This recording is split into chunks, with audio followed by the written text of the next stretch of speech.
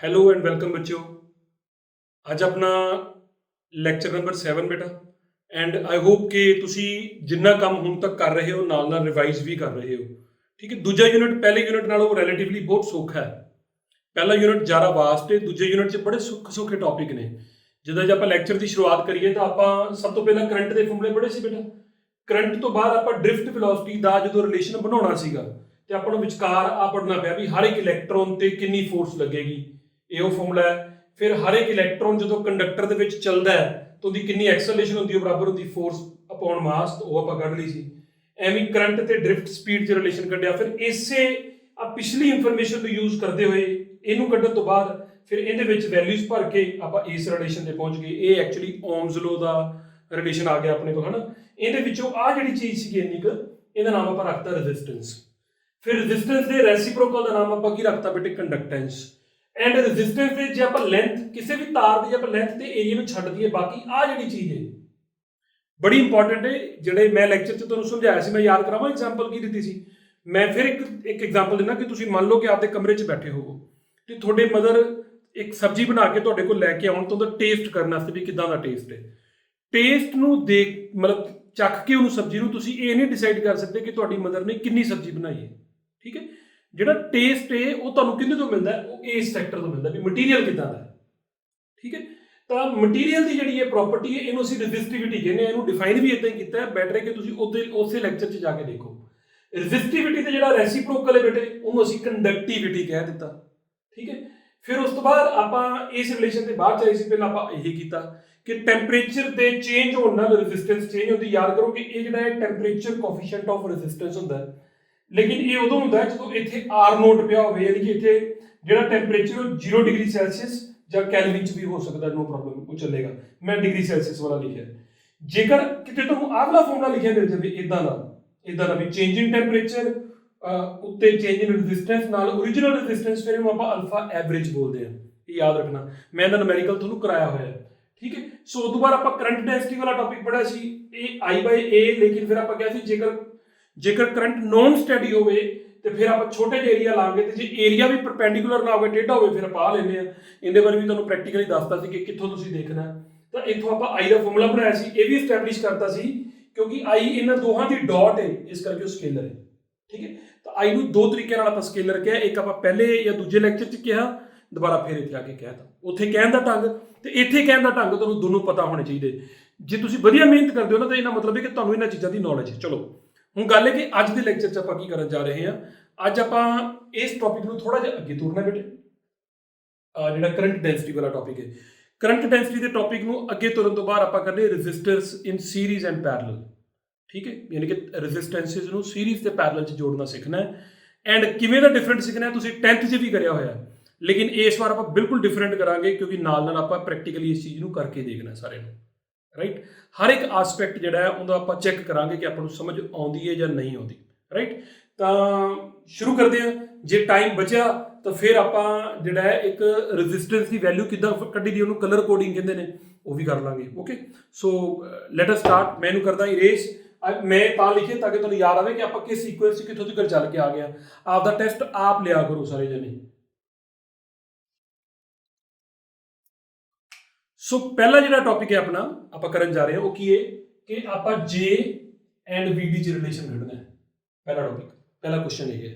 ਫਿਰ ਅਗਲਾ ਕੁਐਸਚਨ ਕੀ ਹੈ ਕਿ J ਐਂਡ E 'ਚ ਰਿਲੇਸ਼ਨ ਕੱਢਣਾ ਹੈ, ਇਲੈਕਟ੍ਰਿਕ ਫੀਲਡ ਤੇ J 'ਚ। So it's very easy, paper 'ਚ ਆਉਣ ਲਈ ਵੀ ਬੜਾ ਇੰਪੋਰਟੈਂਟ ਹੈ, ਬਸ ਧਿਆਨ ਨਾਲ ਸੁਣਦੇ ਜਾਣਾ, ਐਵੇਂ ਇਹ ਜਲਦੀ ਖਤਮ ਹੋ ਜਾਣਾ। ਠੀਕ ਹੈ, J ਆਪਾਂ ਨੂੰ ਪਤਾ ਹੈ ਕਿ I ਬਰਾਬਰ ਹੁੰਦਾ ਹੈ ANEVD, ਇਹੀ ਹੁੰਦਾ ਨਾ। ਰਾਈਟ, ਹੁਣ ਸਾਨੂੰ ਪਤਾ ਹੈ ਕਿ ਜੇ ਇਸ A ਨੂੰ ਮੈਂ ਬਟੇ 'ਚ ਲੈ ਆਵਾਂ, ਇਹ ਬਾਜੂ I/A ਇਜ਼ ਇਕੁਅਲ ਟੂ ਕਿੰਨਾ, NEVD। Is that okay? ਲੇਕਿਨ ਕਰੰਟ ਪਰ ਯੂਨਿਟ ਏਰੀਆ ਐਂਡ ਜਿਹੜਾ ਇਹ ਵਾਲਾ ਏਰੀਆ, ਇਫ ਯੂ ਰਿਮੈਂਬਰ ਕਿ ਕਿਸੇ ਵੀ ਕੰਡਕਟਰ ਜਦੋਂ ਆਪਾਂ ਸ਼ੁਰੂਆਤ 'ਚ ਕਰਨਾ ਸ਼ੁਰੂ ਕੀਤਾ ਸੀ ਤਾਂ ਜਿਹੜਾ ਏਰੀਆ ਆਫ ਕ੍ਰੋਸ ਸੈਕਸ਼ਨ ਜਿਹਨੂੰ ਆਪਾਂ ਨਾਕਾ ਕਹਿੰਦੇ ਹੁੰਦੇ ਸੀ, ਠੀਕ ਹੈ, ਉਹ ਹਮੇਸ਼ਾ ਪਰਪੈਂਡੀਕੂਲਰ ਹੀ ਹੁੰਦਾ ਸੀ ਕਰੰਟ ਦੇ ਫਲੋ ਦੇ। ਠੀਕ ਹੈ, ਸੋ ਇਹ ਉਹ ਏਰੀਆ ਤਾਂ I/A ਕੌਣ ਹੁੰਦਾ, ਉਹ ਤਾਂ J ਹੁੰਦਾ। ਸੋ J ਕਿੰਨੇ ਬਰਾਬਰ ਆ ਗਿਆ, NEVD ਦੇ। ਸੋ ਪਹਿਲੇ ਕੁਐਸਚਨ ਦਾ ਆਨਸਰ ਆ ਗਿਆ। ਸਿੰਪਲ, ਕਿੰਨਾ ਸਿੰਪਲ ਹੈ। ਦੇਖੋ ਆਪਾਂ ਕੀ ਯਾਦ ਰੱਖਣਾ ਵੀ ਇਸ ਰਿਲੇਸ਼ਨ ਤੋਂ ਕਿਵੇਂ ਅੱਗੇ ਪਹੁੰਚਣਾ।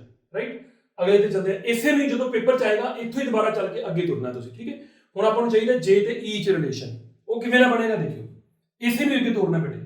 ਸਾਨੂੰ ਪਤਾ ਹੈ ਕਿ ਐਨ ਈ ਜਿਹੜਾ ਇਹ ਵੀਡੀ ਹੈ ਨਾ, ਵੀਡੀ ਦੀ ਇੱਕ ਵੈਲਿਊ ਆਪਾਂ ਨੂੰ ਪਤਾ ਹੈ ਮੈਗਨੀਟਿਊਡ ਚ ਕਿੰਨੀ ਹੁੰਦੀ ਹੈ, ਉਹ ਹੁੰਦੀ ਹੈ E capital E by M into कितना बेटे टाउ, फिर टाउ की ਹੁੰਦਾ ਸੀ एवरेज रिलैक्सेशन टाइम, ठीक है। ਆਪਾਂ एवरेज ਇਹ ਜਿਹੜੀ ਸਪੀਡ ਹੈ एवरेज ਹੈ ਸਭ ਦੀ, ਠੀਕ ਹੈ। ਸੋ ਇਹਨੂੰ ਭਰੋ ਲਿਆ ਕੇ ਇੱਥੇ, ਤਾਂ ਕਿੰਨਾ ਆਊਗਾ ਇੱਥੇ, ਉਹ ਆਊਗਾ e ਬਾय m ਇੰਟੂ ਕਿੰਨਾ टाउ, ਠੀਕ ਹੈ। ਤਾਂ ਇਹ ਕਿੰਨਾ ਬਣ ਗਿਆ ਬੇਟੇ, ਇਹ ਬਣ ਗਿਆ n e ਸਕੁਆयर टाउ ਬਾय ਕਿੰਨਾ m ਤੇ ਨਾਲ ਕਿੰਨਾ e, ਰਾਈਟ। ਜੇ ਤੁਸੀਂ ਧਿਆਨ ਨਾਲ ਦੇਖਿਆ ਹੋਵੇ ਬੋਰਡ ਦੇ ਉੱਤੇ ਆ ਜਿਹੜੀ ਚੀਜ਼ ਨੇ ਜਾਨੀ ਨਿਸ਼ਾਨੀ ਹੈ, ਪਤਾ ਨਹੀਂ ਤੁਹਾਨੂੰ ਕਿਵੇਂ ਲੱਗੇਗੀ, ਜੇ ਤੁਸੀਂ ਟੇਢੇ ਹੋ ਕੇ ਦੇਖੋ ਨਾ ਫਿਰ ਪਤਾ ਲੱਗ ਜਾਏਗੀ ਪੁੱਠੇ ਹੋ ਕੇ। ਇਹ ਪਤਾ ਕੌਣ ਹੈ, ਜਿਹੜਾ m ਅਪੋਨ n e ਸਕੁਆयर ਟਾਉ ਹੈ ਨਾ, ਇਹਦਾ ਨਾਮ ਹੈ ਬੇਟੇ, ਆ ਹੁਣੇ ਗੱਲ ਕੀਤੀ ਚਮਚ ਵਾਲੀ ਤੁਹਾਨੂੰ ਮੈਂ, ਇਹਨੂੰ ਅਸੀਂ ਕਹਿੰਦੇ ਆ ਰੈਜ਼ਿਸਟਿਵਿਟੀ। ਆ ਜਿਹੜਾ ਨਾ ਆ ਜਿਹੜੀ ਚੀਜ਼ ਹੈ ਇਹ ਥੱਲੇ ਲਿਖਣਾ ਸੀ, ਇਹ ਸਟੈਪ ਥੋੜਾ ਜਿਹਾ ਥੱਲੇ, ਕਿਉਂਕਿ ਇਹ ਰੈਜ਼ਿਸਟਿਵਿਟੀ ਹੈ, ਇਹਦਾ ਮਤਲਬ ਉਹਦੇ ਤੋਂ ਉਲਟਾ ਬੈਠਾ ਹੈ, ਤੇ ਇਹ ਆ ਗਿਆ 1 ਬਾਈ ਰੋ। ਅਰੇ ਯਾਰ ਇਹਦੇ ਤੋਂ ਉਲਟਾ ਬੈਠਾ ਨਾ, ਇਹ 1 ਬਾਈ ਰੋ ਆ ਗਿਆ। ਇਹਨੂੰ ਤੁਹਾਨੂੰ ਪਤਾ ਕਿ 1 ਬਾਈ ਜਿਹੜੀ ਰੈਜ਼ਿਸਟਿਵਿਟੀ ਉਹ ਕੌਣ ਹੁੰਦੀ ਹੈ, ਕੌਣ ਹੁੰਦੀ ਆਪਦੇ ਆਪ ਨੂੰ ਪੁੱਛੋ, ਹੁਣੇ ਕਰਕੇ ਹਟੇ, ਉਹ ਹੁੰਦੀ ਕੰਡਕਟਿਵਿਟੀ। ਇਹਦਾ ਮਤਲਬ ਕਿੰਨੇ ਬਰਾਬਰ ਆ ਗਿਆ, ਸਿਗਮਾ ਟਾਈਮਸ E। ਸੋ ਬੇਟੇ ਆ ਰਿਲੇਸ਼ਨ ਬਣ ਗਿਆ, ਠੀਕ ਹੈ।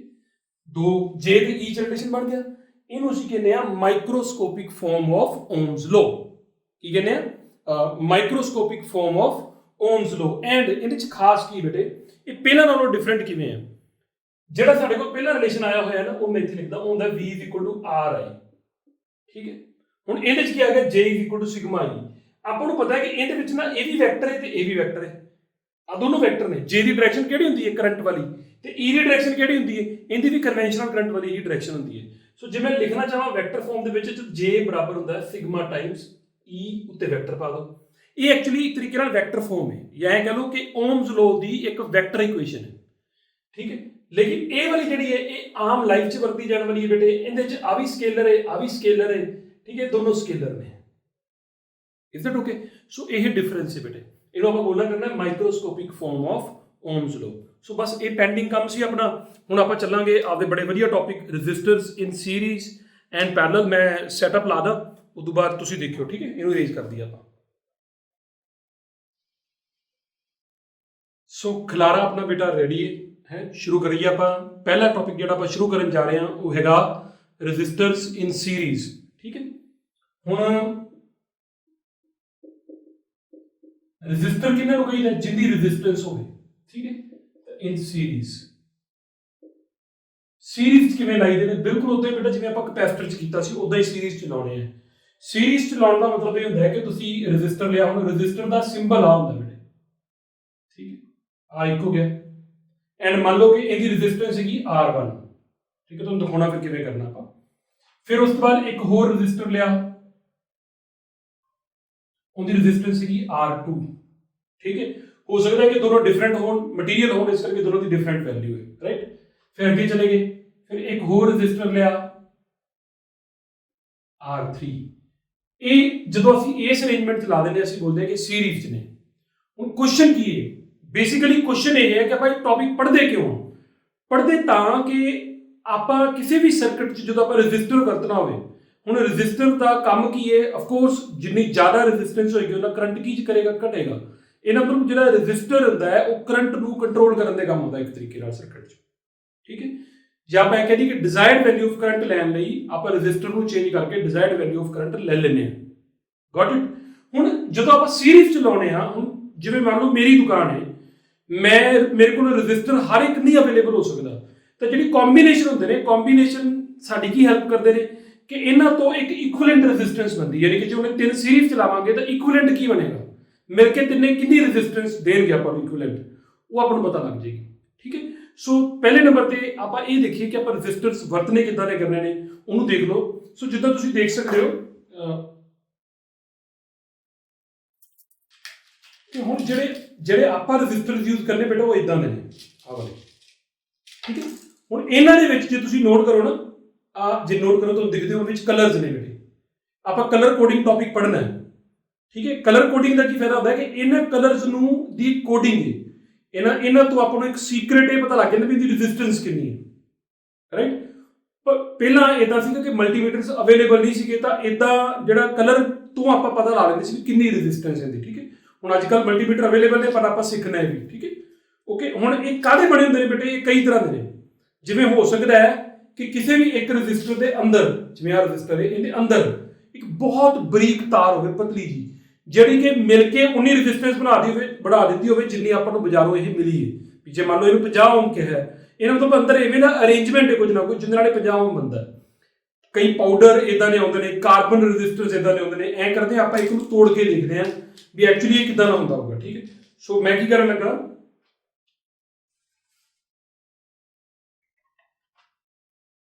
ਰਾਈਟ, ਤਾਂ ਤੁਸੀਂ ਦੇਖ ਸਕਦੇ ਹੋ ਆਫ ਕੋਰਸ ਮੈਂ ਮੇਜ਼ ਤੇ ਰੱਖ ਕੇ ਇਹਨੂੰ ਤੋੜ ਨਹੀਂ ਸਕਦਾ ਸੀ ਬੇਟਾ। ਤੇ ਇੱਕ ਥੋੜਾ ਲਿਆ, ਆ ਦੂਜਾ ਲਿਆ, ਆਪਾਂ ਇਹਨੂੰ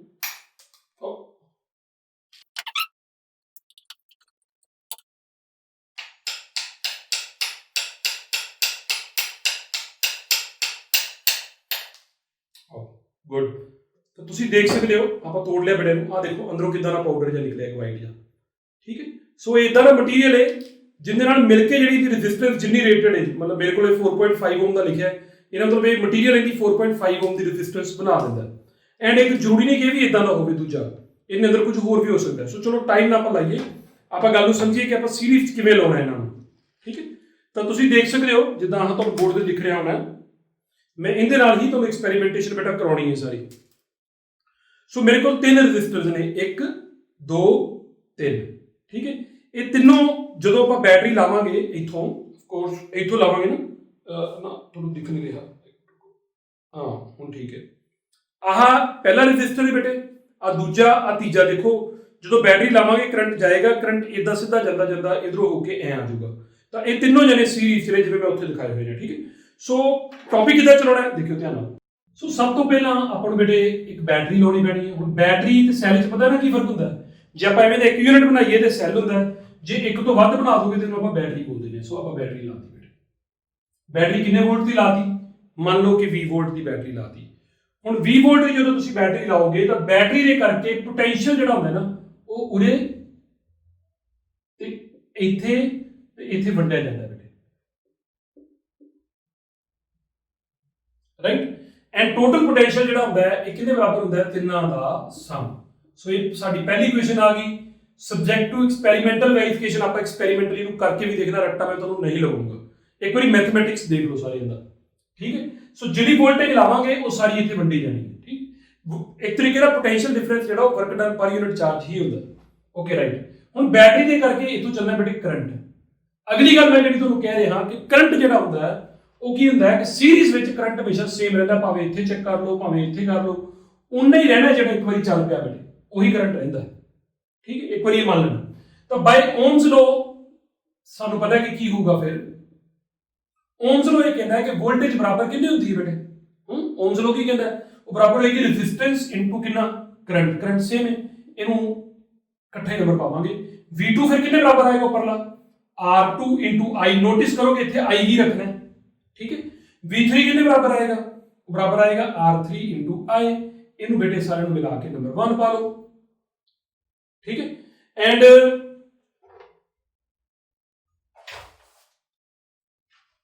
ਆ ਜਿਹੜਾ 1 ਨੇ ਆ ਸਾਰਾ ਮਿਲਾ ਕੇ ਇਹਨੂੰ ਸਟਾਰ ਚ ਯੂਜ਼ ਕਰ ਲਓ। तो यूजिंग 1 इन स्टार जो वरतोगे किवें वरतोगे दसो V कितने बराबर आ जाएगा? वो बराबर आ जाएगा R1 into I plus R2 into I plus the R3 into I, ठीक है। सब चुकी कॉमन आ गया बेटे, इथे लिख दिए V बराबर आ गया R1 plus R2 plus R3 plus into कितना I। लो बेटे ये सर्किट रोसिए समझा देने कि भाई साहब तुहाडे नाल खेड के ਅਸੀਂ ਇੱਥੋਂ ਤੱਕ ਪਹੁੰਚ ਗਏ। ਹੁਣ ਅਗਲੀ ਗੱਲ ਦੱਸੋ, ਅਸੀਂ ਕਿਹਾ ਦੇਖੋ ਇਹਨਾਂ ਮਤਲਬ ਹੈ ਕਿ 3 ਰੈਜ਼ਿਸਟਰ ਲਾਉਣ ਨਾਲ ਅਲਟੀਮੇਟਲੀ ਆਹ ਇਕੁਏਸ਼ਨ ਬਣੀ ਕਿ ਨਾ? ਹਾਂਜੀ। ਅਸੀਂ ਕਿਹਾ ਤਿੰਨਾਂ ਨੇ ਰਲ ਕੇ ਜੋ ਵੀ ਕੀਤਾ ਹੈ, ਤਿੰਨਾਂ ਨੇ 20 ਬੈਟਰੀ ਨੂੰ ਲੈ ਕੇ ਕਰੰਟ ਕਿੰਨਾ ਚਲਾਇਆ? I। ਫਿਰ ਦੱਸੋ ਇਕੁਇਵਲੈਂਟ ਰੈਜ਼ਿਸਟੈਂਸ ਕਿੰਨੀ ਹੋਏਗੀ? ਕੱਢਣਾ ਤਾਂ ਇਹ ਹੈ ਨਾ ਆਪਾਂ। ਹੁਣ ਇਕੁਇਵਲੈਂਟ ਰੈਜ਼ਿਸਟੈਂਸ ਦਾ ਮਤਲਬ ਇਹ ਹੈ ਕਿ ਜਿਹੜਾ ਕੰਮ ਇਹ ਤਿੰਨੋਂ ਰਲ ਕੇ ਕਰਦੇ ਨੇ ਉਹ ਇਕੱਲਾ ਉਹੀ ਕੰਮ ਕਰੇ।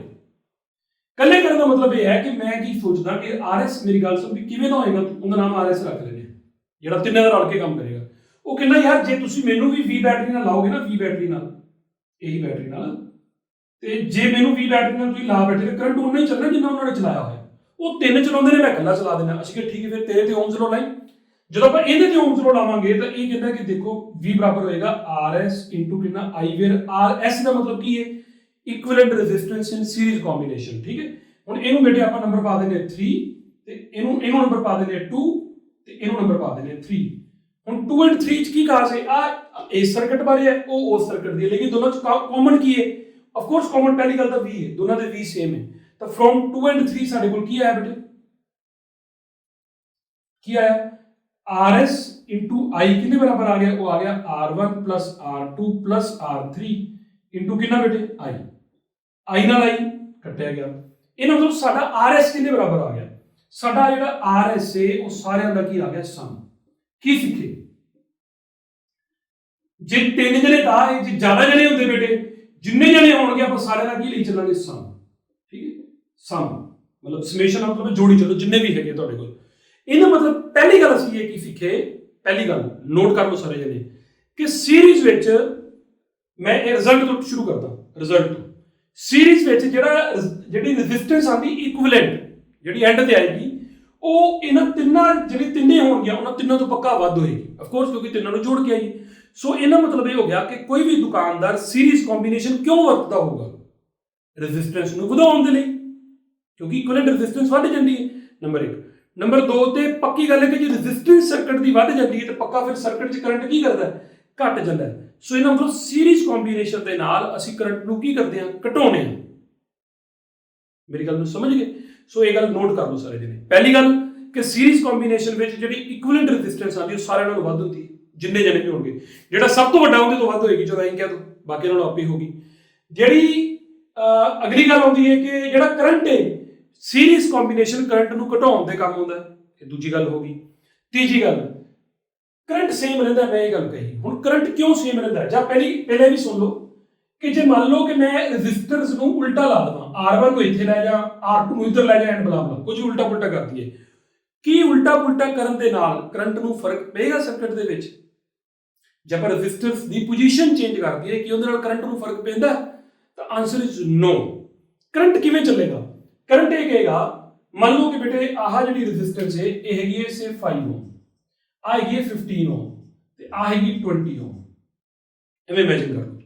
इहदा मतलब ये करंट किवें चलेगा? एंड मान लो कि बैटरी तुहाडी हैगी 80 वोल्ट की, तो हुण ये टोटल कितना बन गया, ये बन गया 40 ओम, ये कितनी है 80 वोल्ट। इहदा मतलब जिहड़ा सर्किट च करंट चलेगा वो कितना चलेगा, वो होएगा I बराबर होंदा V बटा R, तो 80 डिवाइडेड बाय कितना 40 यानी कि कितना 2 एम्पीयर।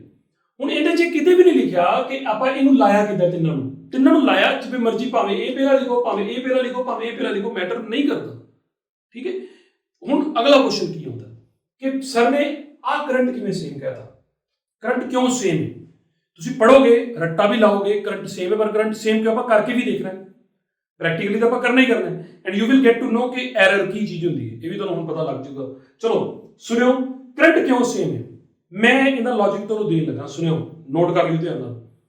ਦਿਮਾਗ 'ਚ ਜਿਵੇਂ ਇੱਕ ਸਟੂਡੈਂਟ ਹੋਵਾਂ ਤਾਂ ਮੇਰੇ ਦਿਮਾਗ 'ਚ ਕਿਵੇਂ ਦਾ ਕੁਐਸਚਨ ਆਉਂਦੇ ਨੇ, ਮੇਰੇ ਦਿਮਾਗ 'ਚ ਆਉਂਦਾ ਕਿ ਯਾਰ ਇੱਥੇ ਰੈਜ਼ਿਸਟੈਂਸ ਘੱਟ ਹੈ, ਹਾਂਜੀ ਘੱਟ ਹੈ, ਜਿਵੇਂ ਮੈਂ ਐਗਜ਼ਾਮਪਲ 'ਚ ਲਿਖਿਆ, ਐਂ ਲੱਗਦਾ ਕਿ ਬੈਟਰੀ ਕੋਲ ਜਦੋਂ ਕਰੰਟ ਆਊਗਾ ਨਾ, ਕਰੰਟ ਕੀ rate of flow of charge, ਵੀ ਜਿੱਥੇ ਰੈਜ਼ਿਸਟੈਂਸ ਘੱਟ ਹੈ ਉੱਥੇ ਪੱਕਾ ਕਰੰਟ ਕੀ ਚੱਲਦਾ ਹੋਊਗਾ, ਜ਼ਿਆਦਾ। ਐਂ ਲੱਗਦਾ ਨਾ ਯਾਰ ਵੀ ਜਿੱਥੇ ਰੈਜ਼ਿਸਟੈਂਸ ਘਟੀ ਉੱਥੇ ਕਰੰਟ ਵੱਧ ਗਿਆ, ਉਹ ਇੱਥੇ ਕਰੰਟ ਵਧੇ, ਇੱਥੇ ਥੋੜਾ ਜਿਹਾ ਹੋਰ ਘਟ ਗਿਆ, ਇੱਥੇ ਥੋੜਾ ਜਿਹਾ ਹੋਰ ਘਟ ਗਿਆ ਹੋਊਗਾ ਕਿਉਂਕਿ ਰੈਜ਼ਿਸਟੈਂਸ ਵਧਦੀ ਜਾ ਰਹੀ। ਇਦਾਂ ਦਾ ਦਿਮਾਗ ਕਹਿੰਦਾ ਵੀ ਕਰੰਟ ਸੇਮ ਨਹੀਂ ਹੋਣਾ ਚਾਹੀਦਾ, ਬਟ ਇਹ ਨਾ ਜਿਹੜੀ ਬੈਟਰੀ ਵਾਲਾ ਕੰਮ ਹੈ ਸਾਰਾ, ਇਹ ਆਪਣੇ ਨਾਲੋਂ ਮਤਲਬ ਐ ਲਾ ਲਓ ਕਿ ਆਪਾਂ ਘਰ ਤੋਂ ਚੱਲਦੇ ਹਾਂ ਨਾ ਸ਼ਹਿਰ, ਆਪਾਂ ਟ੍ਰੈਫਿਕ ਦਾ ਆਈਡੀਆ ਨਹੀਂ ਲਾ ਕੇ ਚੱਲਦੇ, ਐ ਸੋਚ ਲਓ। ਠੀਕ ਹੈ, ਇਹਨਾਂ ਦੇ ਵਿੱਚ ਕੀ ਹੈ, ਇਹ ਜਿਹੜੀ ਸਿਚੁਏਸ਼ਨ ਚੱਲਦੀ ਨਾ ਕਿ ਜਦੋਂ ਬੈਟਰੀ ਲਾਤੀ ਤਾਂ ਬੈਟਰੀ ਤੋਂ ਜਿਹੜਾ ਕਰੰਟ ਚੱਲਣਾ ਹੈ ਉਹ ਇਸ ਗੱਲ ਤੇ ਮੈਟਰ ਹੀ ਨਹੀਂ ਕਰਦਾ ਵੀ ਇੰਡੀਵਿਜੂਅਲੀ ਕਿਹੜੇ ਲਾਏ ਨੇ, ਟੋਟਲ ਰੈਜ਼ਿਸਟੈਂਸ ਦੀ ਇਨਫੋਰਮੇਸ਼ਨ ਬੈਟਰੀ ਕੋਲ ਪਹੁੰਚ ਜਾਂਦੀ ਹੈ। ਕਿੰਨੀ ਜਲਦੀ ਤੁਸੀਂ ਇਹ ਕਹਿ ਸਕਦੇ ਹੋ ਕਿ ਲਾਈਟ ਦੀ ਸਪੀਡ ਨਾਲ ਚਲੀ ਜਾਂਦੀ ਹੈ, ਤਾਂ ਲਾਈਟ ਦੀ ਸਪੀਡ ਦੇ ਨਾਲ ਹੀ ਕਰੰਟ ਐਸਟੈਬਲਿਸ਼ ਹੋਣ ਦੀ ਕੋਸ਼ਿਸ਼ ਕਰਦਾ। ਠੀਕ ਹੈ, ਰਾਈਟ। ਇਹਦਾ ਮਤਲਬ ਇਹ ਕਿ ਕਰੰਟ ਜਿਹੜਾ ਉਹ ਕੀ ਰਹਿੰਦਾ, ਸਭ ਕੋਲ ਸੇਮ ਰਹਿੰਦਾ। ਕਿਉਂ? ਕਿਉਂਕਿ ਬੈਟਰੀ ਨੇ ਕਰੰਟ ਕਿੰਨੇ ਹਿਸਾਬ ਨਾਲ ਚਲਾਉਣਾ ਹੈ, ਓਵਰਆਲ ਰੈਜ਼ਿਸਟੈਂਸ ਦੇ ਹਿਸਾਬ ਨਾਲ, ਐ ਨਹੀਂ ਚਲਾਉਣਾ ਹੈਗਾ। ਉਹਨੂੰ ਤਾਂ ਇੰਨਾ ਪਤਾ ਕਿ ਯਾਰ ਮੈਨੂੰ ਟੋਟਲ ਕਿੰਨੀ ਰੈਜ਼ਿਸਟੈਂਸ ਮਿਲੀ ਹੈ ਜੀ, 40 ਓਮ ਮਿਲੀ ਹੈ, ਕਿੰਨਾ ਕਰੰਟ ਭੇਜਾਂ, ਕਹਿੰਦਾ ਜੀ ਮੈਂ ਤਾਂ 2 ਐਂਪੀਅਰ ਭੇਜਾਂਗਾ, ਰਾਈਟ। ਉਹ 2 ਐਂਪੀਅਰ ਫਿਰ ਇਹਦੇ ਕੋਲ ਵੀ ਉਹਨਾਂ ਰਹੇਗਾ, ਉਹਦੇ ਕੋਲ ਵੀ ਉਹਨਾਂ, ਉਹਦੇ ਕੋਲ ਵੀ। Rate of flow of charge ਜਿਹੜਾ ਉਹ ਸਭ ਕੋਲ ਕੀ ਰਹਿਣਾ ਚਾਹੀਦਾ, ਸੇਮ। ਠੀਕ ਹੈ, ਇਹਨੂੰ ਆਪਾਂ ਪ੍ਰੈਕਟੀਕਲੀ ਵੈਰੀਫਾਈ ਕਰਦੇ ਹਾਂ। ਤਾਂ ਦਿਸ ਇਜ਼ ਇਟ ਬੇਟੇ। ਲੋ ਆਓ ਹੁਣ ਆਪਾਂ ਇਹਨੂੰ ਪ੍ਰੈਕਟੀਕਲੀ ਕਰਕੇ ਦੇਖ ਲਈਏ। ਆਹ ਐਸਪੈਕਟ ਚੈੱਕ ਕਰ ਲਾਂਗੇ, ਆਹ ਵਾਲਾ ਚੈੱਕ ਕਰ ਲਾਂਗੇ ਤੇ ਉਹ ਚੈੱਕ ਕਰ ਲਾਂਗੇ। ਪਹਿਲਾਂ ਉੱਥੋਂ ਸ਼ੁਰੂ ਕਰਦੇ ਹਾਂ। ਠੀਕ ਹੈ, ਸੋ ਤੁਹਾਡੇ ਕੋਲ ਹੈ ਬੇਟੇ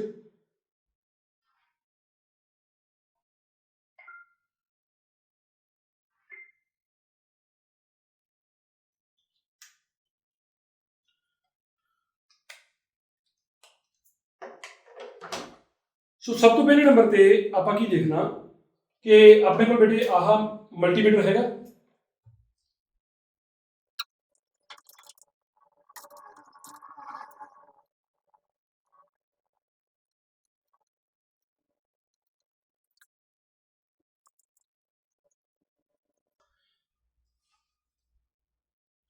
ਸੋ ਚੈੱਕ ਕਰਾਂਗੇ ਬੇਟੇ, ਦੇਖੋ ਸਭ ਤੋਂ ਪਹਿਲਾਂ ਮੈਂ ਲਾਇਆ ਪਹਿਲੇ ਰਜਿਸਟਰ ਦੇ ਕੋਲ, ਠੀਕ ਹੈ। ਐਂਡ ਤੁਸੀਂ ਚੈੱਕ ਕਰ ਸਕਦੇ ਹੋ ਕਿ ਜਿਹੜੀ ਰੈਜ਼ਿਸਟੈਂਸ ਹੈ ਉਹ ਅਬਾਊਟ ਤੁਸੀਂ ਲਾ ਲਓ ਲਗਭਗ 48 49 ਲਾ ਲਓ, ਜਿੰਨੀ ਮਰਜ਼ੀ ਬਸ 49 ਕ ਲਾ ਲਓ, ਠੀਕ ਹੈ। ਫਿਰ ਆਪਾਂ ਅਗਲੇ ਕੋਲ ਲਾਇਆ, ਕਿੰਨੀ ਆ ਗਈ 11, 49 ਇਹ ਹੋ ਗਈ 11 ਹੋ ਗਈ, ਯਾਦ ਰੱਖਣਾ, ਠੀਕ ਹੈ। ਉਸ ਤੋਂ ਬਾਅਦ ਅਗਲੀ ਕੋਲ ਲਾਇਆ ਬੇਟੇ, ਇਹਦੇ ਕੋਲ ਕਿੰਨਾ ਆ ਗਿਆ ਚੈੱਕ ਕਰ ਸਕਦੇ ਹੋ, ਲਗਭਗ 15 ਆ ਗਿਆ। ਹੁਣ 49 ਤੇ 11 ਕਿੰਨਾ ਹੋ ਗਿਆ 60, 60 ਤੇ 15 ਕਿੰਨਾ ਹੋ ਗਿਆ 75। ਆ ਦੇਖੋ ਮੈਂ ਤਿੰਨਾਂ ਦੇ ਕ੍ਰੋਸ ਲਾਇਆ ਤਾਂ ਤੁਸੀਂ ਚੈੱਕ ਕਰੋ ਉਹੀ ਅਪਰੋਕਸੀਮੇਟਲੀ ਜਿਹੜਾ ਹੈ ਉਹ 72.9 ਜਾਂ 73 ਦੇ ਲਾਗੇ ਜਾ ਕੇ ਆ ਗਿਆ। ਇਹਨੂੰ ਮਤਲਬ ਸੀਰੀਜ਼ ਵਿੱਚ ਹੁਣ ਐਰਰ ਆਉਣਾ ਹੀ ਹੋਣਾ ਬੇਟੇ, ਇਹ ਇਹਦੇ ਤੇ ਵੀ ਡਿਪੈਂਡ ਕਰਦਾ ਹੈ, ਇਹ ਸਰਕਟ ਤੇ ਵੀ ਡਿਪੈਂਡ ਕਰਦਾ ਹੈ। ਸੋ ਤਿੰਨਾਂ ਨੂੰ ਜਦੋਂ ਸੀਰੀਜ਼ ਚਲਾਇਆ ਤਾਂ ਇਕੁਇਵਲੈਂਟ ਰੈਜ਼ਿਸਟੈਂਸ ਕਿੰਨੀ ਆਈ, ਸਾਰਿਆਂ ਨੂੰ ਜੋੜ ਕੇ ਆਈ। ਹੁਣ ਅਗਲਾ ਕੰਮ ਆਪਾਂ ਕੀ ਕਰਨਾ ਹੈ, ਆਪਣੇ ਕੋਲ ਕੀ ਹੈ ਬੇਟੇ ਕਿ ਆਪਾਂ ਬੈਟਰੀ ਲਾਉਣੀ ਇਹਨੂੰ। ਹੁਣ ਬੈਟਰੀ ਦਾ ਮੂੰਹ ਤੁਹਾਡੇ ਵੱਲ ਹੀ ਆਫ ਕੋਰਸ ਨਾ, ਤਾਂ ਮੈਂ ਬੈਟਰੀ ਦਾ ਇੱਕ ਟਰਮੀਨਲ ਜਿਹੜਾ ਉਹ ਇੱਧਰ ਲਾ ਰਿਹਾ ਪੁੱਤਰ, ਠੀਕ ਹੈ। ਐਂਡ ਬੈਟਰੀ ਨੂੰ ਔਨ ਕਰਕੇ ਪਹਿਲਾਂ ਤਾਂ ਤੁਹਾਨੂੰ ਇਹ ਹੋਣਾ ਕਿ ਵੋਲਟੇਜ ਵੰਡੀ ਜਾਂਦੀ ਹੈ, ਠੀਕ ਹੈ। ਸੋ ਬੈਟਰੀ ਦੇ ਵਿੱਚ ਜਿਹੜੀ ਵੋਲਟੇਜ ਆ ਰਹੀ ਹੈ ਨਾ ਉਹ 2 ਵੋਲਟ ਤੇ ਹੈ। ਐਂਡ ਮੈਂ ਇਹਨੂੰ ਔਨ ਕਰ ਰਿਹਾ ਬੇਟੇ। ਔਨ ਕਰਨ ਤੋਂ ਬਾਅਦ ਆਪਾਂ ਫਿਰ ਦੁਬਾਰਾ ਮਲਟੀਮੀਟਰ ਕੋਲ ਗਏ, ਰੀਡਿੰਗ ਲੈਣੀ ਹੈ ਇਸ ਵਾਰ ਟੋਟਲ ਵੋਲਟੇਜ ਦੀ, ਪਹਿਲਾਂ ਟੋਟਲ V ਕਿੰਨਾ। ਸੋ ਟੋਟਲ V ਚੈੱਕ ਕਰਿਓ ਕਿੰਨਾ ਬੇਟੇ, ਠੀਕ ਹੈ, ਕਿਉਂਕਿ ਉਧਰੋਂ 2 ਵੋਲਟ ਦੇ ਰਹੇ ਆ, ਐਕਚੁਅਲੀ ਕਿੰਨਾ ਆ ਰਿਹਾ ਉਹ ਦੇਖਦੇ ਆ। ਤਾਂ ਜਿਹੜੀ ਆਪਾਂ ਨੂੰ ਆਊਟਪੁੱਟ ਮਿਲ ਰਹੀ ਹੈ ਉਹ 1.85 ਵੋਲਟ ਦੇ ਕਰੀਬ, 1.9 ਜਿੰਨੀ ਵੀ, ਬਸ ਆਈਡੀਆ ਰਫ ਆਈਡੀਆ ਲਵਾਂਗੇ ਕਿਉਂਕਿ ਬੇਟੇ ਇਹ ਫਲਕਚੁਏਟ ਕਰਦਾ ਰਹਿੰਦਾ ਹੈ, ਇਸ ਕਰਕੇ ਇਹਦੀ ਵੈਲਿਊ ਨੇ ਫਲਕਚੁਏਟ ਕਰਨਾ ਹੈ। ਆਪਾਂ ਬਸ ਨੀਅਰਲੀ ਇੱਕ ਮੰਨ ਲੈਣੀ ਵੈਲਿਊ, ਰਫਲੀ ਆਈਡੀਆ ਲੈਣਾ ਹੈ। ਤਾਂ 1.8 ਵੋਲਟ ਹੋ ਗਿਆ ਅਪਰੋਕਸੀਮੇਟਲੀ। ਹੁਣ ਚੈੱਕ ਕਰੀਓ ਸਾਰੇ ਵੈਲਿਊਜ਼, ਆਹ ਕਿੰਨੀ ਹੈ, ਠੀਕ ਹੈ 1.29। ਤਾਂ ਮੈਂ ਇੱਕ ਨੂੰ ਬੰਦ ਕਰਦਾ, ਮੈਂ ਕਹਿੰਦਾ ਕਿ ਟੋਟਲ ਜਿਹੜੀ ਵੈਲਿਊ ਆ ਰਹੀ ਹੈ ਆਪਣੇ ਕੋਲ, ਇਹਨੂੰ ਆਪਾਂ ਇਰੇਜ਼ ਕਰ ਦਿੰਦੇ ਹਾਂ। ਜਿਹੜੀ ਟੋਟਲ ਵੈਲਿਊ ਆਪਣੇ ਕੋਲ ਆ ਰਹੀ ਹੈ ਉਹ ਹੈਗੀ ਹੈ ਆ ਵਾਲੀ ਨੀਅਰਲੀ 1.9 ਵੋਲਟ। ਜਿਹੜੀ ਪਹਿਲੀ ਵੋਲਟੇਜ ਆ ਰਹੀ ਹੈ ਆਪਣੇ ਕੋਲ, ਮੈਂ ਫਿਰ ਭੁੱਲ ਗਿਆ ਕਿੰਨੀ ਸੀ ਉਹ ਆਪਾਂ ਚੈੱਕ ਕਰ ਲੈਂਦੇ ਹਾਂ, ਉਹ ਹੈਗੀ 1.27 ਵੋਲਟ, ਠੀਕ ਹੈ। ਸੋ ਜਿਹੜੀ ਆ ਵਾਲੀ ਹੈ ਦਿਸ ਇਜ਼ 1.27 ਵੋਲਟ। ਅੱਗੇ ਚੱਲਦੇ ਹਾਂ V2 ਕਿੰਨਾ ਉਹ ਦੇਖਦੇ ਹਾਂ।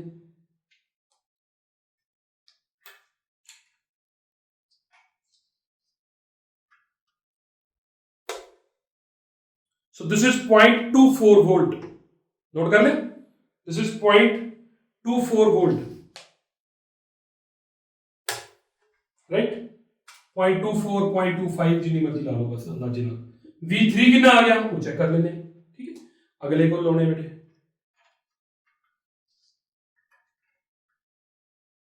जिवें आप V3 लाया, ये लाया तो ये कितना आ गया बेटे 0.35 या 0.36 वोल्ट।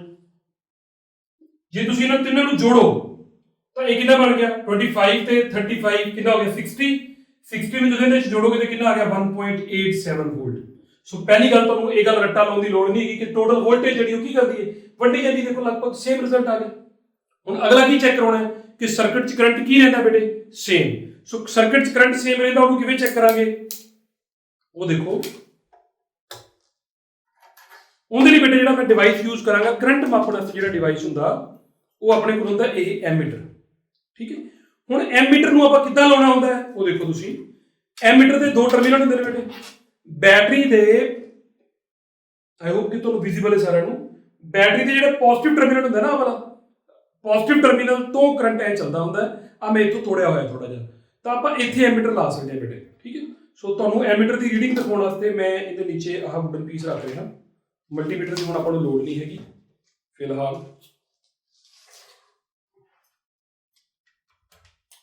ਹੁਣ ਚੈੱਕ ਕਰਿਓ ਬੇਟੇ ਕਿ ਜਿਵੇਂ ਇਹਨੂੰ ਰੱਖਿਆ, ਆ ਜਿਹੜੇ 2 ਟਰਮੀਨਲਸ ਨੇ ਇਹਨਾਂ ਨੂੰ ਆਪਾਂ ਉੱਥੇ ਅਟੈਚ ਕਰਨਾ ਨਾਲ, ਠੀਕ ਹੈ। ਸੋ ਮੈਂ ਇੱਥੇ ਅਟੈਚ ਕਰ ਦੇਣਾ। ਹੁਣ ਅਟੈਚ ਕਿਵੇਂ ਕਰਨਾ ਹੈ, ਜਿਹੜਾ ਐਮੀਟਰ ਹੁੰਦਾ ਨਾ ਉਹਦਾ ਜਿਹੜਾ ਪੋਜ਼ਿਟਿਵ ਟਰਮੀਨਲ ਹੁੰਦਾ ਜਿਹੜਾ ਪੋਜ਼ਿਟਿਵ ਹੁੰਦਾ ਆ ਵਾਲਾ, ਇਹਨੂੰ ਬੈਟਰੀ ਦੇ ਪੋਜ਼ਿਟਿਵ ਵਾਲੀ ਸਾਈਡ ਤੇ ਲੈਣਾ, ਯਾਨੀ ਕਿ ਕਰੰਟ ਇਧਰੋਂ ਗਿਆ ਐਮੀਟਰ 'ਚ ਐਂਟਰ ਕਰਿਆ, ਐਮੀਟਰ ਦੀ ਜਿਹੜੀ ਅੰਦਰ ਇੱਕ ਮੋਟਰ ਹੁੰਦੀ ਬੇਟੇ ਉਹਨੂੰ ਘੁਮਾਉਂਦਾ ਹੈ, ਰੀਡਿੰਗ ਆਉਂਦੀ ਹੈ, ਦੂਜੇ ਪਾਸੇ ਆਪਾਂ ਕਰੰਟ ਨੂੰ ਬਾਹਰ ਕੱਢ ਲੈਣਾ ਹੈ। ਇਹ ਗੱਲ ਯਾਦ ਰੱਖਣੀ ਕਿ ਆਈਡਲੀ ਐਮੀਟਰ ਦੀ ਜਿਹੜੀ ਰੈਜ਼ਿਸਟੈਂਸ ਹੁੰਦੀ ਹੈ ਉਹ ਜ਼ੀਰੋ ਹੁੰਦੀ, ਵੈਸੇ ਹੁੰਦੀ ਨਹੀਂ, ਪਰ ਤੁਸੀਂ ਆਈਡੀਅਲ ਗੱਲ ਕਰਨੀ ਕਿ ਇਹਦੀ ਰੈਜ਼ਿਸਟੈਂਸ ਆਪਾਂ ਕਿੰਨਾ ਲਈਦਾ, ਜ਼ੀਰੋ। ਠੀਕ ਹੈ, ਸੋ ਮੈਂ ਐਮੀਟਰ ਲਾਤਾ ਬੇਟੇ, ਸਰਕਟ ਰੈਡੀ ਹੈ, ਪਰ ਮੈਂ ਐਮੀਟਰ 2 ਲਾਉਣਾ ਚਾਹੁੰਦਾ। ਫਾਸਟ ਫਾਰਵਰਡ ਕਰਾਂਗੇ ਬੇਟੇ, ਦੂਜਾ ਕਿਵੇਂ ਲਾਵਾਂਗੇ ਤੁਹਾਨੂੰ ਮੈਂ ਹੁਣੇ ਦੱਸ ਦਿੰਦਾ ਕਿ ਮੈਂ ਇੱਥੋਂ ਸਰਕਟ ਨੂੰ ਕਰਾਂਗਾ ਬ੍ਰੇਕ ਬੇਟੇ, ਇਸ ਜਗ੍ਹਾ ਤੋਂ ਉੱਥੇ ਵੀ ਚੱਕ ਕੇ ਇੱਕ ਐਮੀਟਰ ਲਾ ਦਾਂਗੇ, ਐਂਡ ਫਿਰ ਦੇਖਿਓ ਤੁਹਾਨੂੰ ਕੀ ਪਤਾ ਲੱਗਦਾ।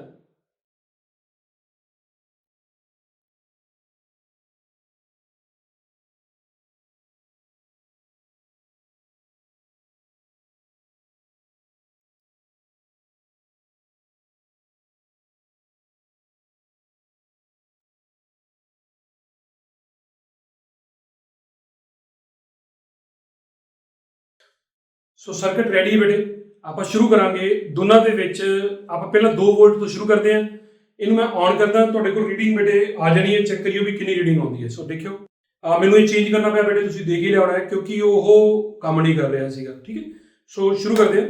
ਸਭ ਤੋਂ ਪਹਿਲਾਂ ਦੇਖੋ ਕਿ ਦੋਨਾਂ ਦੀ ਰੀਡਿੰਗ ਆਈ, ਇਹਦੇ ਤੇ ਜਿਹੜੀਆਂ ਡਿਵੀਜ਼ਨਸ ਗਈਆਂ ਨੇ ਅੱਗੇ ਉਹ ਗਈਆਂ ਨੇ 2 ਤੋਂ ਥੋੜੀਆਂ ਜ਼ਿਆਦਾ ਬੇਟੇ, ਐਂਡ ਇਹਦੇ 'ਚ ਵੀ ਜਿਹੜੀਆਂ 2 ਤੋਂ ਥੋੜੀਆਂ ਜ਼ਿਆਦਾ ਡਿਵੀਜ਼ਨਸ ਗਈਆਂ।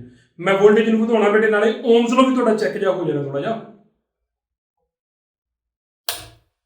ਦੇਖੋ ਦੋਨੇ ਅੱਗੇ ਗਏ ਚਲੇ, ਇੱਕ ਹੋਰ ਲੈ ਚਲੇ ਅੱਗੇ। ਆ ਲਓ ਜੀ, ਹੁਣ ਤੁਸੀਂ ਧਿਆਨ ਨਾਲ ਦੇਖੋ ਵੀ ਇਹ ਵੀ 100 ਮਤਲਬ 50 ਮਿਲੀ ਐਂਪੀਅਰ ਤੋਂ 2 ਰੀਡਿੰਗਸ ਅੱਗੇ ਚਲਾ ਗਿਆ, ਉਹ ਵੀ 50 ਮਿਲੀ ਐਂਪੀਅਰ ਤੋਂ 2 ਰੀਡਿੰਗਸ ਅੱਗੇ ਚਲਾ ਗਿਆ, ਮਤਲਬ ਕਿ ਦੋਨਾਂ ਦੇ ਵਿੱਚ ਜਿਹੜਾ ਕਰੰਟ ਹੈ ਕੀ ਰਹਿ ਰਿਹਾ, ਸੇਮ। ਬਟ ਮੈਂ ਤੁਹਾਨੂੰ ਇੱਕ ਗੱਲ ਸੱਚਾਈ ਦੱਸਾਂ, ਐਗਜ਼ੈਕਟਲੀ ਸੇਮ ਨਹੀਂ ਹੋਣਾ, ਕਿਉਂਕਿ ਇਹ ਅਲੱਗ ਕੰਪਨੀ ਦਾ ਐਮੀਟਰ ਹੈ, ਉਹ ਅਲੱਗ ਕੰਪਨੀ ਦਾ ਹੈ, ਐਂਡ ਇੱਕੋ ਦਿਨ 'ਚ ਇੱਕੋ ਕੰਪਨੀ ਵੱਲੋਂ ਬਣਾਏ ਗਏ 2 ਇੰਸਟਰੂਮੈਂਟ ਵੀ ਸੇਮ ਨਹੀਂ ਹੁੰਦੇ। ਤੁਸੀਂ +1 'ਚ ਐਰਰ ਐਨਾਲਿਸਿਸ ਪੜ੍ਹਿਆ ਵੀ ਇਹ ਪ੍ਰੋਬਲਮਸ ਆਉਂਦੀਆਂ ਨੇ। ਸੋ ਚਲੋ ਆਪਾਂ ਇਹ ਚੈੱਕ ਕਰ ਲਿਆ ਕਿ ਸੀਰੀਜ਼ 'ਚ ਕਰੰਟ ਕੀ ਰਹਿੰਦਾ ਬੇਟੇ, ਸੇਮ। ਆਈ ਹੋਪ ਕਿ ਤੁਹਾਨੂੰ ਸਮਝ ਲੱਗ ਗਈ। ਕਰਾਉਣ ਦਾ ਇਹੀ ਕਾਰਨ ਹੈ ਬੇਟੇ, ਤੁਹਾਡੇ ਸਾਹਮਣੇ ਵੀ ਇਹ ਇੰਨੀ ਗਰਮੀ ਦੇ ਵਿੱਚ ਕਰਾਉਣ ਦਾ ਕਾਰਨ ਇਹੀ ਹੈ ਕਿ ਤੁਹਾਨੂੰ ਇਹ ਯਾਦ ਰਵੇ, ਬਸ ਇਹ ਜ਼ਰੂਰੀ ਇਹ ਹੈ, ਰੱਟਾ ਨਹੀਂ ਲਾਉਣਾ, ਬਸ ਬਾਰ-ਬਾਰ ਮੈਂ ਇੱਕੋ ਹੀ ਗੱਲ ਕਹਾਂਗਾ। ਠੀਕ ਹੈ, ਸੋ ਅਗਲਾ ਅਰੇਂਜਮੈਂਟ ਲਾਉਣੇ ਆ ਬੇਟੇ, ਹੁਣ ਆ ਗਿਆ ਪੈਰਲਲ ਸਰਕਟ ਵਾਲਾ। ਆਈ ਹੋਪ ਕਿ ਤੁਸੀਂ ਜਿਹੜੀ ਪਿਛਲੀ ਸਲਾਈਡ ਹੈ ਉਹਦੀ ਸਕਰੀਨਸ਼ਾਟ ਲੈ ਲਈ, ਐਂਡ ਸਲਾਹ ਮੇਰੀ ਇਹ ਹੈ ਕਿ ਹਰ ਇੱਕ ਪੁਆਇੰਟ ਤੇ ਚਾਹੇ ਭਾਵੇਂ 10 ਸੈਕਿੰਡ ਦਾ ਭਾਵੇਂ 1 ਮਿੰਟ ਦਾ ਪੌਜ਼ ਲੈ ਕੇ ਉਹਦੇ ਬਾਰੇ ਸੋਚਣਾ ਜ਼ਰੂਰ ਹੈ। ਠੀਕ ਹੈ, ਹੁਣ ਆਪਣਾ ਅਗਲਾ ਟੌਪਿਕ ਹੈ ਰੈਜ਼ਿਸਟੈਂਸ ਇਨ ਪੈਰਲਲ ਬੇਟੇ। ਰਿਲੇਟਿਵਲੀ ਆਫ ਕੋਰਸ ਤੁਹਾਨੂੰ ਈਜ਼ੀ ਲੱਗਣ ਵਾਲਾ ਹੈ, ਕਿਉਂਕਿ ਜਿਹੜਾ ਪਿਛਲਾ ਟੌਪਿਕ ਸੀ ਉਹਦੇ ਜਦੋਂ ਉਹ ਸਮਝ ਆ ਗਿਆ, ਇਹ ਤਾਂ ਵੈਸੇ ਹੀ ਸੌਖਾ ਲੱਗਣਾ ਤੁਹਾਨੂੰ। ਦੇਖਿਓ ਕਿੱਦਾਂ ਦਾ। ਹੁਣ ਜਦੋਂ ਰੈਜ਼ਿਸਟੈਂਸ ਨੂੰ ਐਵੇਂ ਜੋੜਦੀ ਹੈ, ਕਿਵੇਂ ਜੋੜਦੀ ਹੈ, ਇਹਦਾ ਮਤਲਬ ਇਹ ਹੈ ਕਿ ਤੁਹਾਨੂੰ ਪਤਾ ਹੀ ਇਹ ਤਾਰਾਂ ਹੀ ਨੇ ਬੇਟੇ, 2 ਜਿਹੜੇ ਐਂਡਸ ਨੇ ਆਪਸ 'ਚ, ਉਹਨਾਂ ਨੂੰ ਆਪਸ 'ਚ ਮਿਲਾ ਦਿਓ ਬਸ। ਜਦੋਂ ਤੁਸੀਂ ਮਿਲਾ ਦਿੰਦੇ ਹੋ ਇਹਦਾ ਮਤਲਬ ਪੈਰਲਲ ਹੋ ਗਏ। ਠੀਕ ਹੈ, ਜਿੱਥੇ ਵੀ ਮਿਲ ਜਾਣ ਉਹ ਆਪਸ 'ਚ ਪੈਰਲਲ 'ਚ ਨੇ। ਹੁਣ ਜਦੋਂ ਤੁਸੀਂ ਇਹਦੀ ਗੱਲ ਕਰਨੀ ਹੈ ਤਾਂ ਫਿਰ ਆਪਾਂ ਇੱਕ ਸੋਰਸ ਲਾਇਆ ਬੇਟੇ,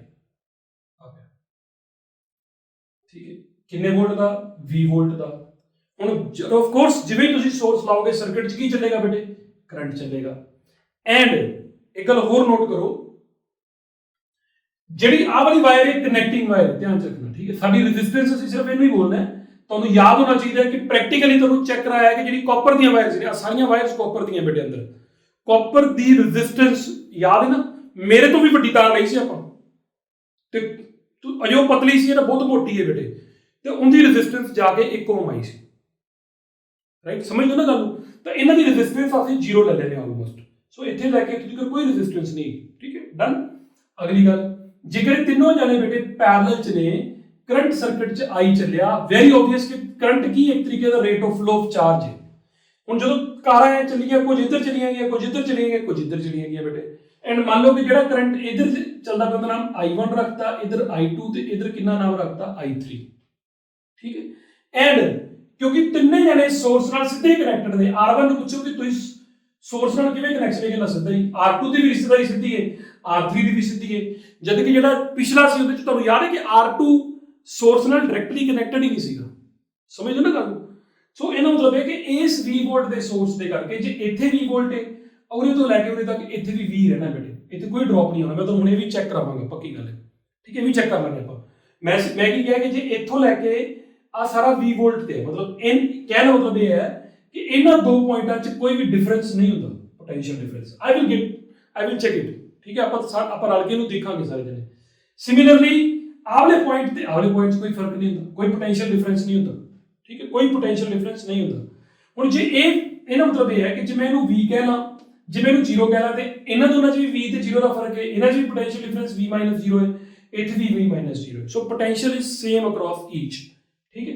ਫਿਰ ਹੁਣ ਮੇਨ ਕੀ ਹੈ ਇਹਦੇ 'ਚ, ਸਾਡੀ ਜਿਹੜੀ ਮੇਨ ਇਕੁਏਸ਼ਨ ਬਣਦੀ ਬੇਟੇ ਉਹ ਬਣਦੀ ਆਹ, ਉਹਦੇ 'ਚ ਕੀ ਬਣੀ ਸੀ ਯਾਦ ਕਰ ਲਓ, ਇਹਦੇ 'ਚ ਸ਼ੁਰੂਆਤ ਤੁਸੀਂ ਇੱਥੋਂ ਕਰਨੀ, ਉਹਦੇ 'ਚ ਵੀ ਬਾਅਦ 'ਚ ਓਮਸ ਲਾਅ ਲਾਇਆ ਸੀ, ਇਹਦੇ 'ਚ ਵੀ ਬਾਅਦ 'ਚ ਓਮਸ ਲਾਅ ਲਾਇਆ। ਏਮ ਕੀ ਹੈ, ਅਸੀਂ ਫਾਈਂਡ ਆਊਟ ਕਰਨਾ ਵੀ ਜਦੋਂ ਇਹ ਜੋੜੀਏ ਤਾਂ ਇਕੁਇਵਲੈਂਟ ਕੀ ਬਣਦਾ ਹੈ, ਮਤਲਬ ਰਲ ਕੇ ਕੀ ਇਫੈਕਟ ਦੇ ਰਹੇ ਨੇ, ਠੀਕ ਹੈ।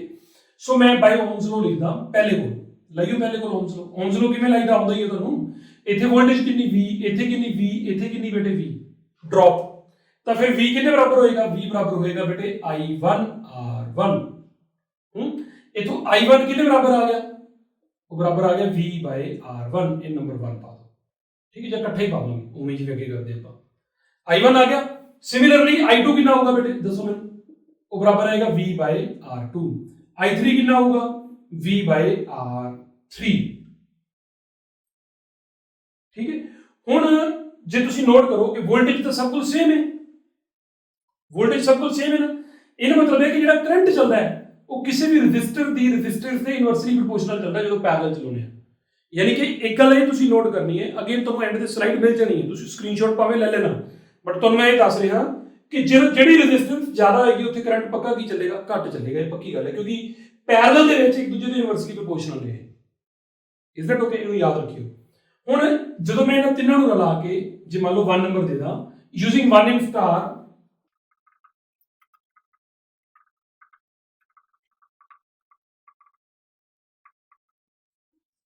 ਸੋ ਆਈ ਹੋਪ ਕਿ ਤੁਹਾਨੂੰ ਇਹ ਸਾਰੀ ਕਲੀਅਰ ਹੈ ਬੇਟੇ। ਇਜ਼ ਦੈਟ ਓਕੇ, ਮੈਨੂੰ ਬੋਲਣ ਦੀ ਲੋੜ ਤਾਂ ਨਹੀਂ ਸੀ ਨਾ ਇਹਦੇ ਬਾਰੇ, ਸੋ ਮੈਨੂੰ ਲੱਗਦਾ ਹੈ ਕਿ ਹੁਣ ਤੁਹਾਨੂੰ ਕਲੀਅਰ ਹੈ। ਹੁਣ ਇਸ ਤੋਂ ਬਾਅਦ ਅਗਲਾ ਸਟੈਪ ਉਹਦੇ ਚ ਆਪਾਂ ਕੀ ਕੀਤਾ ਸੀ, ਆਪਾਂ ਕਹੀ ਲੈਟ ਇਕੁਇਵਲੈਂਟ ਰੈਜ਼ਿਸਟੈਂਸ ਜਿਹੜੀ ਨਾ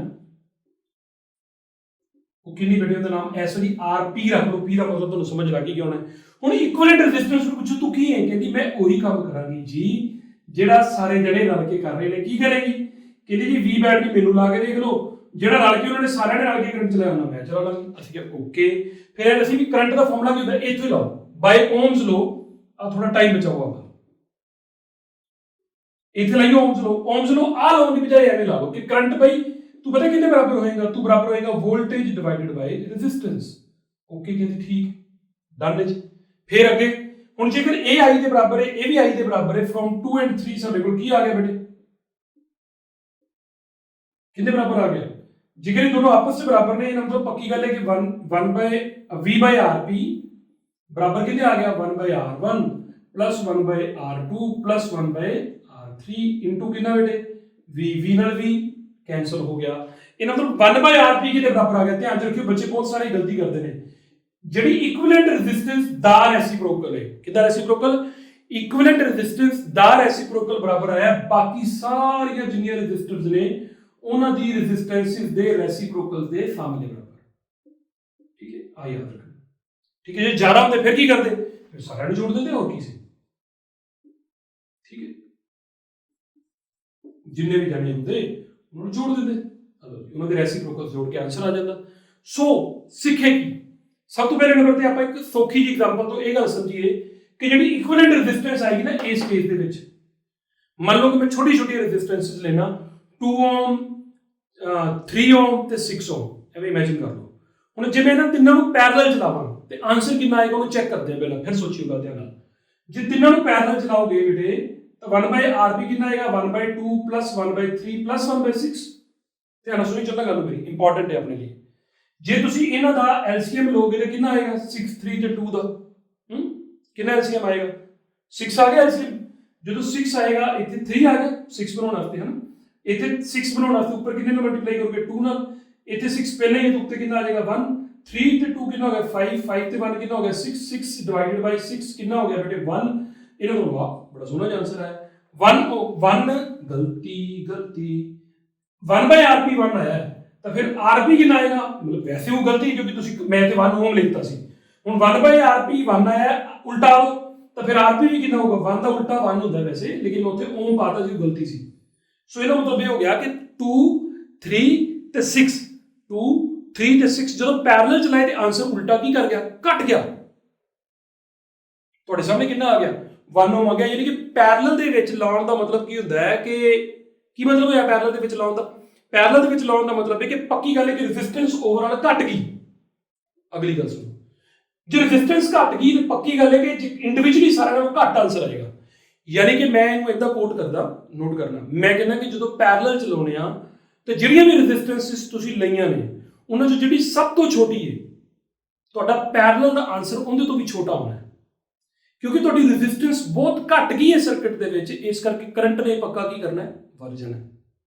ਮੇਰੀ ਗੱਲ ਨੂੰ ਕੈਚ ਕਰਕੇ, ਪੱਕਾ ਕਰੰਟ ਨੇ ਵੱਧ ਜਾਣਾ। ਸੋ ਪੈਰਲਲ ਦਾ ਕੰਬੀਨੇਸ਼ਨ ਆਪਾਂ ਕਿਉਂ ਵਰਤਦੇ ਹਾਂ ਤੁਹਾਨੂੰ ਗੱਲ ਸਮਝ ਆ ਗਈ। ਹੁਣ ਗੱਲ ਆਉਂਦੀ ਹੈ ਕਿ ਵੈਰੀਫਿਕੇਸ਼ਨ ਕਰਨੀ ਹੈ।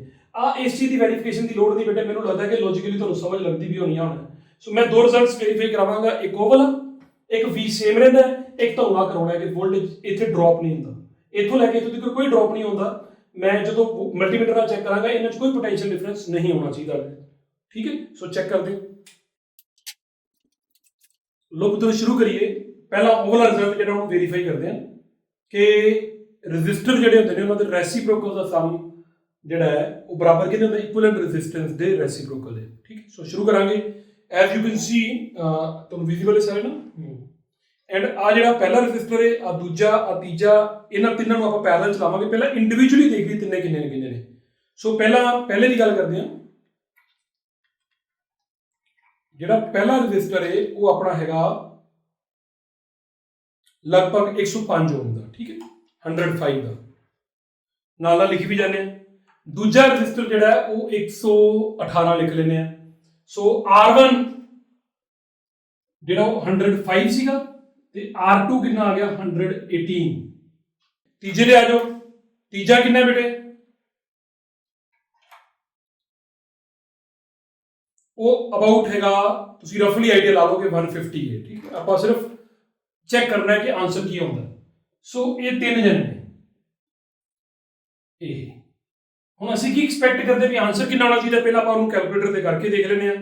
ਕੈਲਕੂਲੇਟਰ ਤੇ ਜਦੋਂ ਆਪਾਂ ਕਰਨਾ ਹੈ, ਮੈਂ ਇਹਨੂੰ ਇਦਾਂ ਕਮਾਂਡ ਦਿੰਦਾ ਕਿ ਮੈਨੂੰ ਤੁਹਾਨੂੰ ਵਿਜ਼ੀਬਲ ਹੋਵੇ ਬੇਟੇ 1 ਡਿਵਾਈਡਡ ਬਾਈ 105। ਠੀਕ ਹੈ, ਪਲੱਸ ਮੈਂ ਸਭ ਕੁਝ ਪੜ੍ਹ ਦੇਣਾ ਬੇਟੇ। फिर 1 डिवाइडेड बाई 118, फिर प्लस 1 डिवाइडेड बाई 150 ब्रैकेट बंद, टोटल ब्रैकेट बंद। मैं रेसिप्रोकल सारे ਦਾ ਲਿਆ ਹੋਇਆ ਹੈ ਤਾਂ ਤੁਸੀਂ ਆਨਸਰ ਦੇਖੋ ਕਿੰਨਾ ਹੋਣਾ ਚਾਹੀਦਾ ਹੈ? ਅਬਾਊਟ 40 ਓਮ ਦੇ ਲਾਗੇ ਆਨਸਰ ਹੋਣਾ ਚਾਹੀਦਾ। ਠੀਕ ਹੈ, ਸਿੱਧੀ ਜੀ ਗੱਲ ਇਹ ਹੈ। ਹੁਣ ਆਪਾਂ ਸਾਰਿਆਂ ਨੂੰ ਪੈਰਲਲ ਚ ਲਾ ਕੇ ਦੇਖਦੇ ਕਿੰਨਾ ਆਨਸਰ ਆਉਂਦਾ ਬੇਟੇ। ਸੋ ਤੇ ਸਾਰਿਆਂ ਨੂੰ ਪੈਰਲਲ ਚ ਲਾਉਣ ਦੇ ਲਈ ਮੈਨੂੰ ਕੀ ਕਰਨਾ ਪੈਣਾ ਹੈ? ਆ ਜਿਹੜੇ ਤੁਸੀਂ ਦੇਖ ਰਹੇ ਹੋ ਇਹ ਮੈਂ ਇਦਾਂ ਲਾਏ, ਆ ਲਾਏ। ਪਹਿਲਾਂ ਤੁਸੀਂ ਇਹਨੂੰ ਧਿਆਨ ਨਾਲ ਕਲੀਅਰਲੀ ਦੇਖ ਲਓ। ਆ ਗਲਤ ਹੋ ਗਿਆ। ਆ ਲਾਏ, ਆ ਦੇਖੋ ਬੇਟੇ, ਆ ਤਿੰਨੋਂ ਰੈਜ਼ਿਸਟਰ ਜਾ ਕੇ ਇਸ ਪੁਆਇੰਟ ਤੇ ਮਿਲ ਰਹੇ ਨੇ। ਸੋ ਇਹ ਤਿੰਨੇ ਜਣੇ ਹੁਣ ਪੈਰਲਲ ਚ ਹੋ ਗਏ। ਫਿਰ ਆਪਾਂ ਕੀ ਕਰਨਾ ਹੈ? ਇੱਕ ਚੱਕ ਕੇ ਇੱਥੇ ਲਾਉਣੇ ਆ ਲੱਤ, ਐਂਡ ਦੂਜਾ ਚੱਕ ਕੇ ਇੱਥੇ ਲਾਉਣੇ ਆ ਤੇ ਹੋਪਫੁਲੀ ਕਟੈਕ ਆਨਸਰ ਐਨ ਵਧੀਆ ਆਉਣਾ ਹੀ ਆਉਣਾ। ਤਾਂ ਜਦੋਂ ਪੈਰਲਲ ਚ ਹੋਣਗੇ ਤਾਂ ਕੀ ਜੁੜਦੇ ਨੇ? ਫਿਰ ਪੱਕੀ ਗੱਲ ਹੈ ਉਹਨਾਂ ਦੇ ਰੈਸੀਪ੍ਰੋਕਲ ਜੁੜ ਜਾਂਦੇ ਨੇ। Is that clear? ਸੋ ਪਹਿਲਾ ਰਿਜ਼ਲਟ ਆਪਣਾ ਕਲੀਅਰ ਹੋਇਆ। ਠੀਕ ਹੈ, ਅਗਲੀ ਗੱਲ ਇਸ ਤੋਂ ਬਾਅਦ ਆਪਾਂ ਇਹ ਚੈੱਕ ਕਰਨਾ ਹੈ, ਆਪਾਂ ਇਹਨੂੰ ਲਾਉਣਾ ਵੋਲਟੇਜ ਦਾ ਇੱਕ ਸੋਰਸ ਬੇਟੇ, ਤੇ ਆਪਾਂ ਇਹ ਚੈੱਕ ਕਰਨਾ ਹੈ ਕਿ ਵੋਲਟੇਜ ਸੇਮ ਰਹਿੰਦੀ ਹੈ। ਇੱਕ ਗੱਲ ਮੈਂ ਤੁਹਾਨੂੰ ਇਹ ਕਹੀ ਸੀ, ਦੂਜੀ ਗੱਲ ਕੀ ਕਹੀ ਸੀ ਭਲਾ? ਸੋ ਦੂਜੀ ਗੱਲ ਮੈਂ ਇਹ ਕਹੀ ਸੀ ਕਿ ਮੈਂ ਦੋ ਪੁਆਇੰਟਾਂ 'ਚ ਤੁਹਾਨੂੰ ਵੋਲਟੇਜ ਚੈੱਕ ਕਰਾਉਣੀ, ਮੈਂ ਦੱਸਦਾ ਕੀ ਕਰਨਾ ਆਪਾਂ। ਸੋ ਸੋਰਸ ਲੱਗਾ ਹੀ ਹੋਇਆ ਆਲਰੇਡੀ ਬੇਟਾ ਮੇਰੇ ਕੋਲ, ਮੈਂ ਇਹਨੂੰ ਔਨ ਕਰਦਾ, ਕਰੰਟ ਸਟੈਬਲਿਸ਼ ਹੋ ਚੁੱਕਿਆ। ਸੋ ਪਹਿਲਾਂ ਆਪਾਂ ਇਹ ਦੇਖੀ ਕਿ ਕਿੰਨੇ ਵੋਲਟ ਦੀ ਸਪਲਾਈ ਆ ਰਹੀ ਹੈ ਬੇਟੇ। ਠੀਕ ਹੈ, ਸੋ ਚੈੱਕ ਕਰਨ ਵਾਸਤੇ ਮੈਂ ਇੱਕ ਇੱਥੇ ਲਾਉਣਾ ਬੇਟੇ, ਇੱਕ ਉਲਟਾ वोल्टेज चेंज कर दिए। ठीक है, सो चेक करो,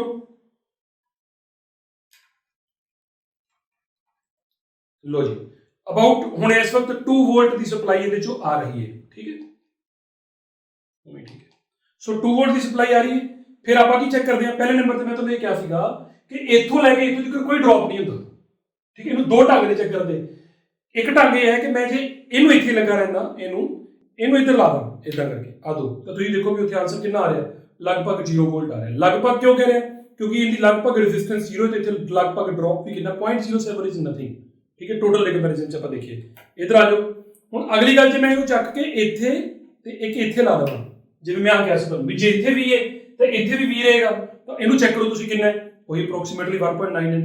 तो इन्हां दी रेजिस्टेंस आप ऑलमोस्ट 0 ले लेने, कनेक्टिंग वायर्स ने ਸਮਝ ਦਿਓ ਗੱਲ ਨੂੰ। ਅਗਲੀ ਗੱਲ ਹੁਣ ਤੁਸੀਂ ਵੇਖੋ ਵੀ ਤਿੰਨਾਂ ਦੇ ਕ੍ਰਾਸ ਕਿੰਨੀ ਵੋਲਟ ਆ ਰਹੀ ਹੈ। ਮੈਂ ਪਹਿਲੇ ਦੇ ਕ੍ਰਾਸ ਲਾਉਣਾ, ਉਹੀ 1.99 1.97 ਅਪਰੋਕਸੀਮੇਟਲੀ। ਆ ਜਿਹੜੀ ਕਨੈਕਟਿੰਗ ਵਾਇਰਸ ਨੇ ਥੋੜਾ ਬਹੁਤਾ ਡ੍ਰੌਪ ਹੋਇਆ ਹੋਣਾ। ਅਗਲੇ 'ਚ ਦੇਖੋ ਫਿਰ 1.97, ਅਗਲੇ 'ਚ ਦੇਖੋ ਬੇਟੇ ਉਹ ਵੀ ਕਿੰਨਾ, ਫਿਰ 1.97 1.98। ਇਹ ਚੇਂਜ ਹੋ ਜਾਂਦੀ ਨਾ, ਉਹਦੇ ਨਾਲ ਦੇਖੋ ਇਹ ਵੀ ਚੈੱਕ ਕਰ ਲਿਆ। ਸੋ ਆ ਵੀ ਚੈੱਕ ਕਰਾਤਾ ਤੁਹਾਨੂੰ ਕਿ ਜੇ ਇੱਥੇ ਵੀ ਇਹ ਤਾਂ ਇੱਥੇ ਵੀ ਰਹਿਣਾ, ਇਹ ਵੀ ਚੈੱਕ ਕਰਾਤਾ, ਇੱਥੇ ਵੀ ਇਹ ਵੀ ਚੈੱਕ ਕਰਾਤਾ ਕਿ ਆ ਰਿਜ਼ਲਟ ਬਿਲਕੁਲ ਟਰੂ ਹੈ। ਸੋ ਆਈ ਹੋਪ ਕਿ ਡੈਮੋਨਸਟ੍ਰੇਸ਼ਨ ਜਿਹੜੀ ਹੈ ਉਹ ਤੁਹਾਨੂੰ ਪਸੰਦ ਵੀ ਆਈ ਹੋਏਗੀ। ਜ਼ਿਆਦਾ ਵਧੀਆ ਕਿ ਆਪਾਂ ਨੂੰ ਆ ਸਾਰੇ ਸਟੈਪ ਕਲੀਅਰ ਹੋਣ, ਫਿਰ ਇਹ ਕਲੀਅਰ ਹੋਵੇ ਤਾਂ ਸਵਾਦ ਹੀ ਵੱਖਰਾ ਬੇਟੇ। ਜਿਹੜਾ ਸਿਰਫ ਇਹਨਾਂ ਨੂੰ ਵੇਖ ਕੇ ਨਜ਼ਾਰੇ ਲੈਂਦਾ ਮੈਨੂੰ ਨਹੀਂ ਵਧੀਆ ਲੱਗਦਾ। ਮੈਨੂੰ ਲੱਗਦਾ ਕਿ ਇਹ ਜਾਦੂ ਹੈ, ਆ ਜਾਦੂ ਦਾ ਲੌਜਿਕ ਹੈ। ਲੌਜਿਕ ਸਮਝ ਆਇਆ ਹੋਣਾ ਚਾਹੀਦਾ, ਪ੍ਰੈਕਟਿਸ ਕਰ ਲਿਓ ਬਸ, ਠੀਕ ਹੈ।